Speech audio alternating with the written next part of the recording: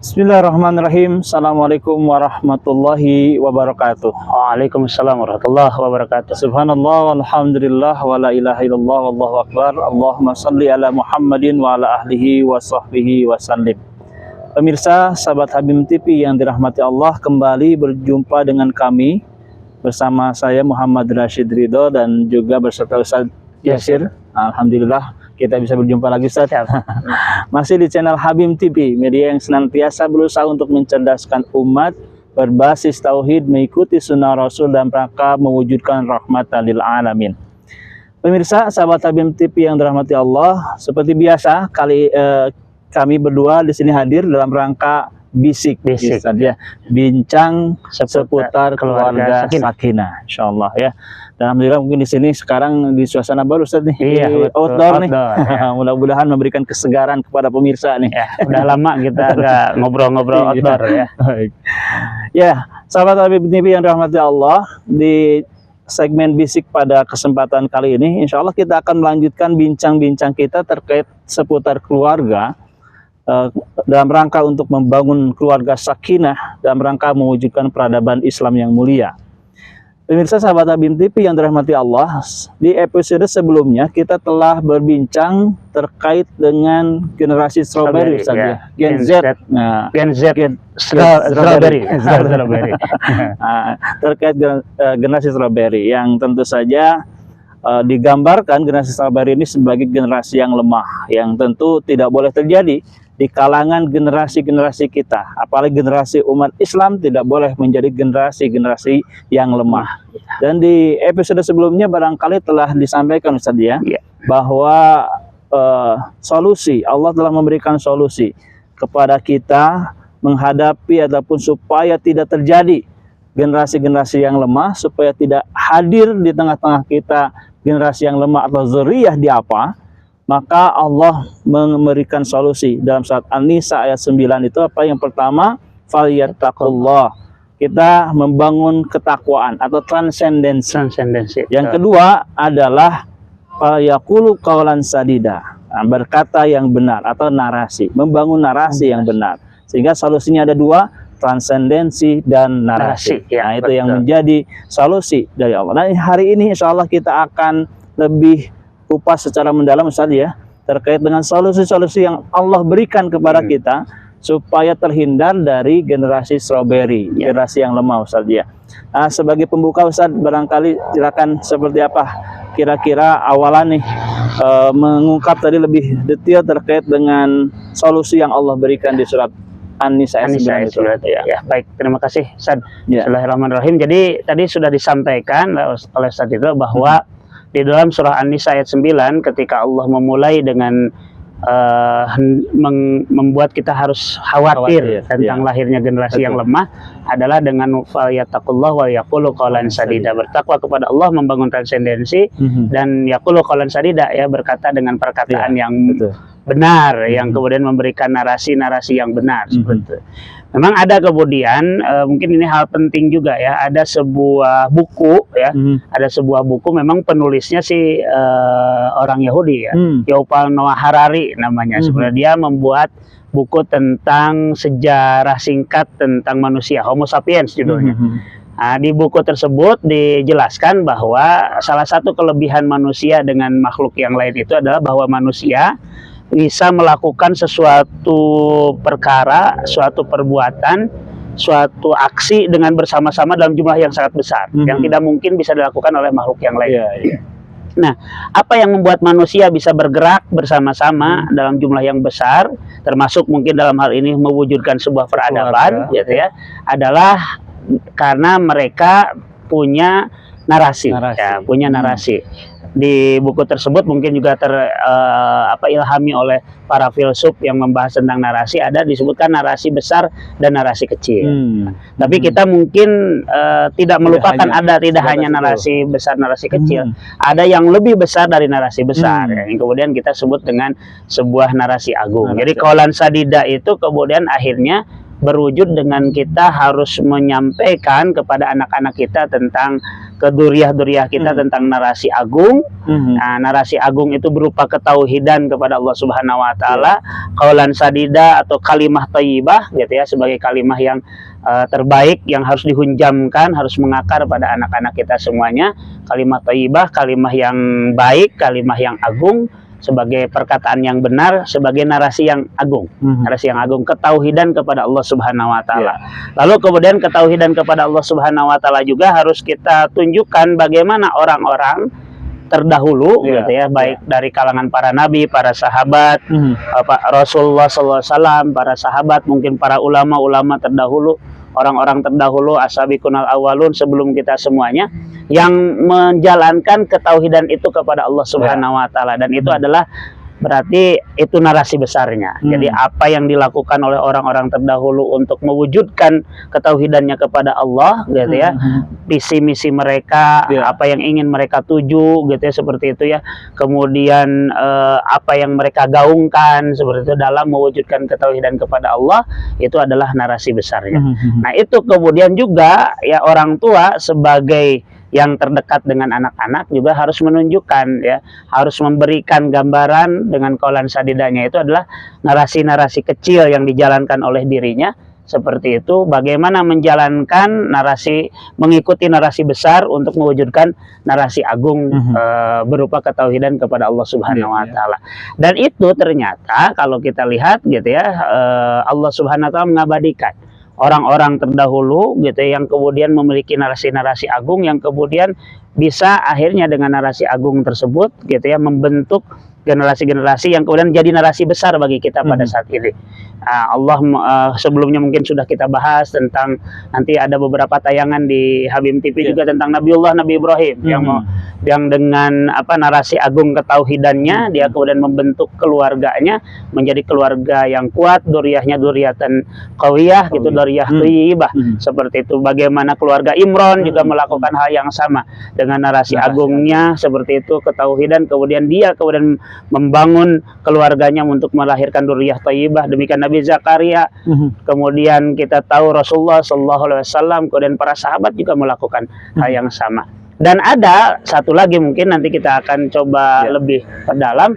Ada orang yang mungkin bukan nabi, bukan orang-orang yang punya kedudukan yang tinggi gitu ya di masyarakat, tapi dia kemudian juga memiliki narasi agung dan dia ingin mewujudkan narasi agungnya itu, sehingga oleh Allah disebut sebagai orang yang memiliki hikmah, seperti itu, yaitu Luqmanul Hakim. Seperti itu mungkin Sad, seperti itu. Baik. Ya, pemirsa sahabat Habib TV yang dirahmati Allah, ya begitulah. Jadi tadi ketika berbicara solusi yang Allah berikan kepada kita dalam rangka terhindar dari zuriyah di'afa gitu kan ya, maka diantaranya adalah qaulan sadida tadi. Qaulan sadida yang tadi Ustaz jelaskan, ini terdiri narasi mulai dari dibangun dari narasi agung, narasi besar, dan narasi kecil yang harus kemudian tersampaikan di tengah-tengah keluarga. Karena itu yang membedakan antara manusia dengan makhluk yang lain ya. Karena punya narasi. Nah, itu yang membedakan kita dengan makhluk yang lain, itu karena ada narasi. Dan itu yang kemudian bisa membangun sebuah peradaban. Sebuah peradaban manusia itu dengan narasi-narasi. Dan begitupun tadi telah dicontohkan baik para nabi juga ketika membangun keluarga itu dengan berbagai narasi, sebagaimana yang di video-video sebelumnya. Dan hari ini saat kita akan coba mengkaji, mencoba mempelajari tentang narasi yang dibangun oleh tadi seorang yang soleh, begitu ya, seorang yang soleh, bahkan di dalam Al-Quran ataupun disampaikan dalam Al-Quran, bahkan disebut namanya di dalam Al-Quran, dijadikan nama surat, dijadikan nama surat di dalam Al-Quran, yaitu Luqmanul Hakim. Ya, insya Allah nanti kita akan berbincang seperti apa gambaran narasi agung, narasi besar, dan narasi kecil ini ya Ustaz ya, yang kemudian tersampaikan oleh Luqmanul Hakim. Karena tentu saja Luqmanul Hakim ini juga ya terkenal dengan, ataupun Allah menyitir di Al-Quran ini terkait dengan pendidikan terhadap keluarga terhadap anak terutama ya. Dan ini tentu adalah gambaran kepada kita bahwa yang harus bernarasi di sini adalah para ayah, para bapak yang harus punya narasi. Nah, gimana gambaran Ustaz terkait dengan narasi Luqmanul Hakim ini Ustaz? Baik, jadi pertama mungkin kita tadi ya harus tahu bahwa Luqmanul Hakim ini mungkin sosok bapak pada umumnya, bapak-bapak pada umumnya, biasa-biasa saja gitu ya. Jadi beliau bukan seorang nabi, bukan seorang yang memiliki kedudukan tinggi, bahkan sebagian mengatakan beliau ini budak gitu, seorang budak. Tapi kemudian keadaan dirinya yang bapak-bapak biasa itu pada umumnya tidak menghilangkan dirinya untuk kemudian memiliki sebuah narasi tersambung dengan narasi agung, ketauhidan kepada Allah, keimanan kepada Allah, dan kemudian bagaimana dia menarasikan seluruhnya itu kepada anak-anaknya. Maka Allah abadikan namanya menjadi nama surat, yaitu surat Luqman, surat ke-31 dalam Al-Quran, dan kemudian ada satu narasi yang kemudian cukup komplit tentang bagaimana mendidik anaknya, yaitu di ayat 12 sampai ayat 19 di dalam surat Luqman. Yang kemudian kalau kita mau kemudian lihat gitu ya, itu kita bisa menemukan ada 3 hal penting. Jadi ada 3 hal penting dalam surat Luqman ayat 12 ayat 9 sampai 19 itu, yang mungkin kita bisa sebut sebagai grand kurikulumnya Luqmanul Hakim untuk mendidik anak-anaknya, keluarganya, agar tidak menjadi duriyah agar menjadi duriyah thayyibah, agar menjadi anak-anak yang kuat gitu ya, mukmin qawi seperti itu. Yang kemudian ada 3 hal gitu. Yang pertama ada akidah, kemudian yang kedua ada syariah, dan yang ketiga ada akhlak. Nah, mungkin kita harus coba lihat satu persatu gitu ya, berkaitan dengan itu. Gitu ya. Jadi ini penting nih. Yang pertama ada 3 kurikulum ya pada Luqmanul Hakim, yaitu kurikulum akidah, kurikulum syariah, dan kurikulum akhlak seperti itu ya. Jadi pemirsa sahabat Tabim TV yang dirahmati Allah, gambaran besarnya terkait dengan narasi yang disampaikan oleh Luqmanul Hakim gitu ya. Ini nasihat-nasihat yang disampaikan oleh Luqmanul Hakim ini meliputi 3 hal yang besar tadi ya. Akidah, syariah, dan akhlak. Jadi akidah, syariah, dan akhlak. Dan tentu saja ini bagaimana cara kita mencoba untuk menarasikan tentang akidah, syariah, dan akhlak ini. Berhubungan dengan ini Ustadz, kan kalau menurut sahabat Ali bin Abi Thalib, pendidikan kepada anak ini gitu ya, ataupun ya tadi mungkin menarasikan gitu ya, pendidikan dengan narasi kepada anak ini, Ali bin Abi Thalib itu membagi beberapa fase, 3 fase. 3 fase, betul. 3 fase, di mana yang pertama adalah fase di usia 0 sampai 7 tahun. 7 tahun, kemudian 8 sampai 14 tadi ya, 15 sampai 21. Begitu. Itu yang kemudian Ali bin Abi Thalib memetakan.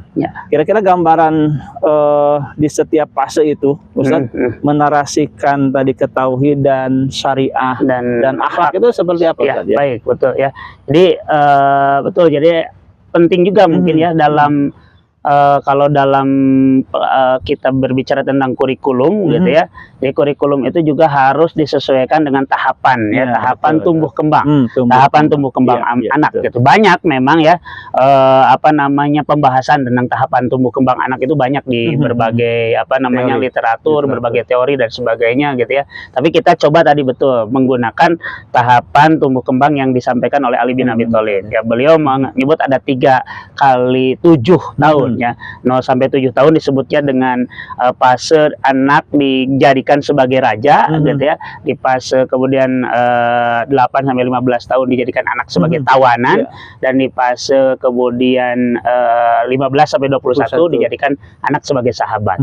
Nah, maka mungkin kita akan coba supaya agak fokus mungkin satu persatu saja ya, kita per fase saja ya. Jadi ada fase yang pertama di fase 0 sampai 7 tahun ya. Mungkin nanti di kesempatan yang lain kita akan bahas betul yang fase umur berikutnya. Jadi 0 sampai 7 tahun tadi kata Ali bin Abi Thalib ini adalah fase anak sebagai raja. Maka kemudian kalau kita bicara tentang narasi Luqmanul Hakim itu kan tentang ketauhidan adalah memerintahkan agar anaknya tidak musyrik kepada Allah. Ya bunayya la tusyrik billah. Ya innasyirka ladzulmun adzim. Tapi kemudian bagaimana gitu supaya kemudian anak kita tidak musyrik, atau sebaliknya berarti kemudian memiliki ketauhidan. Tentu kemudian di fase ini karena mereka itu adalah anak-anak 0 sampai 7 tahun, kalau dalam ilmu psikologi adalah fase golden age, dan kemudian fasenya masih berpikir secara konkret gitu ya. Jadi maka kemudian yang bisa kita bangun akidah tauhid pada anak-anak di usia ini adalah dengan memberikan imaji positif dan kecintaan kepada Allah sebagai Robnya. Ya, karena kan kalau kita bicara tentang tauhid di dalam Al-Quran itu dalam surat An-Nas gitu, Allah itu menyebutkan eksistensi dirinya Allah itu adalah sebagai Allah sebagai Rabbin Nas, Malikin Nas, Ilahin Nas. Ya. Jadi di usia ini yang paling ini adalah dengan menguatkan eksistensi Allah sebagai Rob melalui apa, imaji positif tentang Allah gitu ya, dan kemudian kecintaan kepada Allah, dan wujud bentuknya adalah dengan curahan kasih sayang. Curahan kasih sayang dari orang tua. Curahan kasih sayang dari orang tua kepada anak ini, kemudian sehingga si anak ini merasakan betul-betul berada di dalam pendidikan, pengaturan, pengawasan gitu ya, kemudian kemurabian gitu, kemurabian orang tuanya yang merupakan wujud dari kemurabian Allah Subhanahu wa taala. Tentu kemudian ini penting bahwa makanya di ayat berikutnya atau di lanjutan ayat tentang la tusyrik billah itu Luqmanul Hakim mengajarkan kepada kita gitu, kepada anak-anaknya, ya bunaya, setelah la tusyrik billah itu kemudian perintah untuk bersyukur. Jadi dibangun supaya anak-anak kita itu merasakan kasih sayang itu, kemudian dia akan terus kita instalkan keinginan bersyukur atau rasa bersyukur kepada Allah dan kepada orang tuanya. Nah, tentu itu hanya akan terjadi kalau orang tuanya mencurahkan kasih sayang. Yang kedua kemudian ya, harus banyak kemudian diinstalkan kepada anak dengan kasih sayang itu adalah tentang sifat rahmaniyah dan rahimiyahnya Allah. Rahmaniyah dan rahimiyahnya Allah. Rahman dan rahimnya Allah. Seperti itu. Karena kemudian kemudian di usia-usia anak-anak kadang kita sudah masuk menyebut Allah itu dengan hal-hal yang yang negatif. Jadi imaji negatif tentang Allah. Misalkan awas nanti Allah marah loh gitu. Jangan main-main, jangan loncat-loncat gitu ya. Allah gak suka gitu ya. Jangan jangan ngeberantakin mainan gitu. Allah gak suka gitu ya. Nanti Allah marah, jangan hujan-hujanan. Padahal tidak ada satupun ayat satupun ini yang bahwa Allah melarang itu semuanya. Jadi malah justru yang harus dibangun di usia ini golden age pembangunan imaji positif dan kecintaan kepada Allah sebagai Robnya, ya, sebagai Robnya dengan wujud kasih sayang, dengan wujud kasih sayang dari orang tua kepada anaknya, sehingga anaknya merasakan kasih sayang dan kemudian dia berterima kasih kepada Allah, bersyukur kepada Allah dan berterima kasih kepada orang tuanya. Maka kan di ayatnya anis kurli wali walidai, untuk bersyukur kepadaku dan kepada orang tuanya. Bayangkan kalau orang tuanya tidak mencurahkan itu, maka si anak kemudian akan merasa wah, tidak ada yang, dia tidak akan mungkin kemudian nggak apa-apalah kan ada Allah ini. Belum anak-anak seperti itu, karena dia masih fase konkret tadi. Jadi yang dia dilihat orang tuanya seperti itu. Jadi ketika orang tuanya mencurahkan kasih sayang, nah tinggal orang tuanya menginstalkan terus menarasikan bahwa ini Umi bisa ngasih ini adalah Allah Subhanahu wa taala. Nah, bahwa kita alhamdulillah sekarang bisa punya makanan karena Allah Subhanahu wa taala yang memberikan rezeki kepada kita. Alhamdulillah kita punya pakaian karena Allah memberikan rezeki. Jadi kerububiahan Allah, bahwa Allah yang menciptakan, Allah yang memberikan rezeki, Allah yang mengatur, mengurus, memelihara, al-mudabbir, mendidik gitu ya. Itu harus terus dinarasikan. Yang kedua, yang ketiga kemudian selain tadi kerububiahan Allah, kemudian kemaharahman rahimnya Allah Subhanahu wa taala, supaya terbangun terbangun tauhid rububiyah pada anak-anak atau menjadikan Allah sebagai Rabb itu, mereka harus banyak diinteraksikan dengan alam ciptaan Allah Subhanahu wa taala. Itulah mungkin hikmah rahasia dibalik kenapa Rasulullah di usia kecil, di 0 sampai 7 tahun berarti ya, di usia yang sangat kecil sekali, dia kemudian tinggalnya di Bani Sa'ad, di Bani Sa'ad yang kemudian daerahnya yang yang hijau, yang banyak kemudian pepohonan, yang interaksi dengan alamnya sangat terbuka. Dia bisa main dengan unta, dengan domba gitu ya, mungkin lari ke lembah-lembah gitu, ke mata air, kayak banyak gitu yang, karena dengan itu dia akan melihat bahwa demikian maha besarnya Allah, demikian luas ciptaan Allah. Dan kemudian tinggal ketika mereka habis sembahyang seperti itu diberikan lagi, disuntikan oleh kita, kemudian narasi, oh tadi lihat apa, gitu ya, oh itu maha besar Allah, gitu ya, bahwa Allah yang menciptakan, bahwa oh kalau Allah tidak memberikan apa rizkinya, tidak mungkin bisa seperti itu, kalau Allah tidak mengatur, tidak mungkin bisa seperti itu, dan sebagainya. Jadi interaksi dengan alam ini penting juga di anak-anak usia 0 sampai 7 tahun ini. Jadi kalau ada iklan yang mengatakan apa kotor itu baik, main itu ya betul ya, tapi tadi jangan hanya kotor-kotoran mainnya saja, tidak dimaknai, tidak dimaknai. Nah, orang tua harus punya itu, kemudian maknai ketika mereka misalkan melihat capung, melihat apa kupu-kupu indahnya seperti itu, bagaimana Allah menciptakan itu semuanya, gitu ya. Berarti itu kita bangun, dan anak-anak karena melihat, merasakan, menyentuh dan sebagainya, dia akan oh iya benar ya, tadi bagus banget warnanya, oh ini dan sebagainya. Jadi itu, jadi menguatkan kerububihan Allah Subhanahu wa taala dengan kasih sayang, kemudian Rahman Rahimnya Allah Subhanahu wa taala dengan kasih sayang, dan memperbanyak interaksi dengan ciptaan Allah Subhanahu wa taala alam semesta, seperti itu. Itu untuk aspek akidahnya, seperti itu. Nah, kan di Luqmanul Hakim itu ada aspek apa namanya, akidah, ada syariah, dan ada akhlak, seperti itu.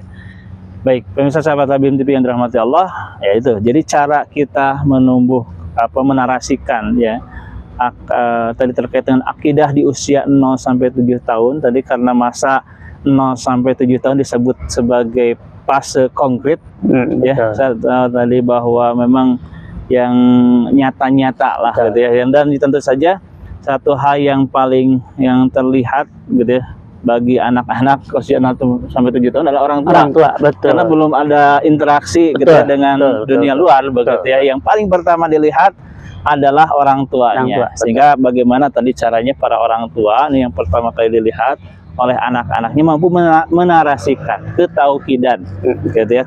Pertama tadi ketauhidan itu berbicara tentang kerububihan Allah, rahmaniyahnya Allah, kasih sayangnya Allah, dan juga tadi caranya kita bisa mendekatkan anak-anak kita dengan alam, gitu ya. Dan sehingga mereka mampu bertafakur, memikirkan, dan kita yang harus mengarahkan juga. Jadi karena tadi perlu kita sebagai orang tua, gitu ya, yang mengarahkan. Termasuk Ustaz kalau di dalam teori psikologi, memang usia 0 sampai 7 tahun itu karena fase di mana anak itu membangun kepercayaan kepada orang tua. Percaya atau tidak. Nah, ini yang kemudian harus betul-betul dibangun kepercayaan anak pada orang tuanya. Kayak tadi betul mencurahkan kasih sayang dan sebagainya. Makanya kan kenapa pada suatu saat Rasulullah SAW sedang menciumi cucu-cucunya yang kecil-kecil, gitu ya, seperti itu, menyentuh, mengusap, menciumi. Kemudian ada sahabat yang curhat kepada ya Rasulullah, saya punya 10 anak tapi tidak ada satupun, gitu. Ya gimana lagi kalau gak ada kasih sayang mah, gitu. Nah, itu kemudian menjadi masalah nantinya, gitu ya, karena kemudian dia tidak merasa bahwa dirinya disayangi, dan akhirnya tidak terbangun betul kepercayaan kepada orang tuanya, sehingga narasi nanti yang dikeluarkan oleh orang tuanya akan dianggap angin lalu saja, gitu, seperti itu. Dan mungkin akan lebih menerima narasi-narasi dari luar dirinya yang lebih dipercaya, betul. Ya, sehingga para orang tua kita harus betul-betul istilahnya mengambil kesempatan usia 0 sampai 7 tahun itu ya. Karena tadi golden age, itu memorinya sangat kuat. Betul. Memorinya sangat dan kuat. Katanya kan gitu prinsipnya di usia ini, children see, children do. Apa yang anak lihat, apa yang anak lakukan, gitu ya. Jadi makanya kalau dia melihat orang tuanya seperti apa, itu juga yang dia dengar, itu juga yang akan diucapkan, kan gitu. Makanya mungkin pendidikan itu juga tidak, kalau dalam menurut Muhammad Nasih Ulwan itu diantaranya juga adalah mendidik itu dengan keteladanan. Nah, betul. Keteladanan, kemudian juga mungkin dengan tadi di samping teladan juga nasihat, inspirasi dan keteladanan. Nah, seperti itu ya. Nah, termasuk tadi kalau kita bicara masuk ke area bagian kurikulum ibadahnya, nah itu betul. Jadi syariah dan ibadahnya, maka di fase ini kan belum ada perintah. Kalau kita berdasarkan hadis Rasulullah SAW, kan kalau di Luqmanul Hakim memang ada ya bunayya aqimis sholah. Tapi kan tentang perintah sholat. Usianya berapa tahun? Anaknya Luqman dulu betul.